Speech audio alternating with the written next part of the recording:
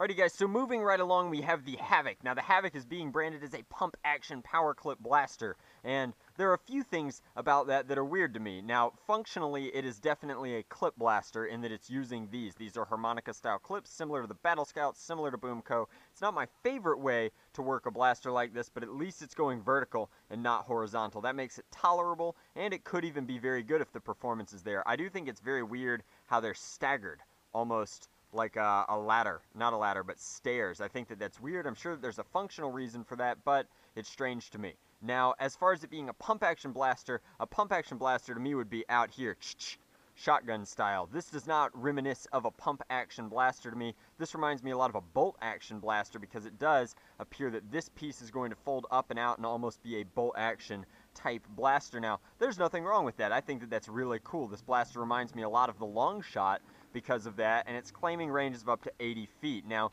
another thing that makes me reminisce about the long shot is that this is coming with twice, not only the clips, but also the dart capacity to fire this twice, and it's doing that at a price point that's insane. If we look at our info packet, the Havok Power Clip Blaster will be a Walmart exclusive for only 10 United States dollars. That's the cost of a reload pack for a lot of blaster companies, and yet this is giving you 2 clips or clipazines and twice the ammo so that you can load both of them.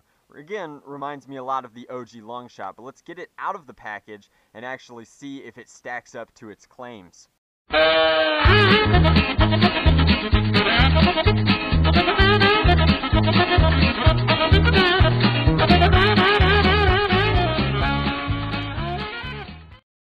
Alrighty, so here's the Havok in and of itself, and the first thing that I notice about it is that it is very lightweight. Now this does in fact articulate it as a groove down here if you want to hold it like this. It's kind of a foregrip. It's not a particularly good one. I'd prefer to hold it that way, but again, this clip is coming up and through diagonally. Now this door would be a lot more interesting if it covered the entirety of the magazine well, or the clip well in this case, but it does not. We have iron sights up top, allowing you to line up these two with this one in the back. Now, how effective is aiming dart blasters in general? The answer is not a lot, but it's neat that that's included. I like iron sights on some springers, particularly high-powered ones, so I won't hold that against them.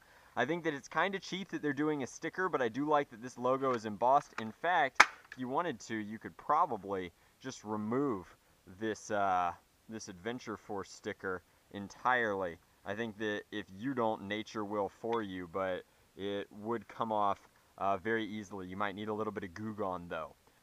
Now, loading the blaster is as easy as sliding this clip in. Now, at first it doesn't engage really, but some kind of friction mechanism in here is holding it into place, because I can't actually rattle it out even though it's not primed or chambered. Then you flip this up and it locks into place. Now, it is important that you have to do a full stroke back and forward. The back stroke primes the springer portion of the blaster, and the front stroke actually pushes the dart, you can see, into alignment with the front barrel up here, and pushes that weird dart toothy lock thing out of position. I still don't know what these are for or what they do, but they're in here. So, let's fire the blaster real quick.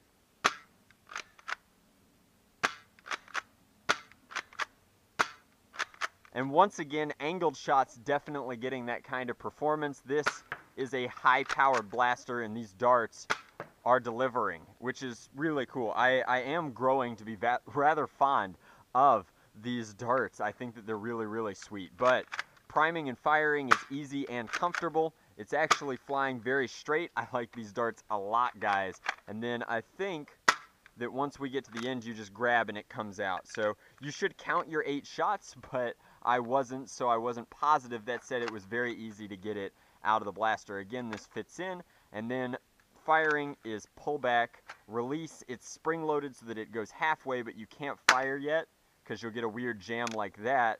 Here I can drop that dart out. Now, when the blaster is half primed, you still can't really move this clip in. So the big jams that you're going to run into with this blaster are trying to ratchet through like this, because it seems to be the only way to actually articulate through the clip is to run the action. But there we have it.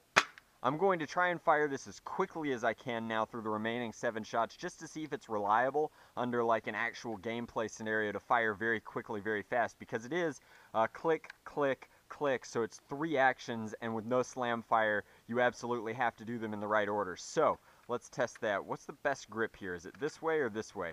We're going to go this way.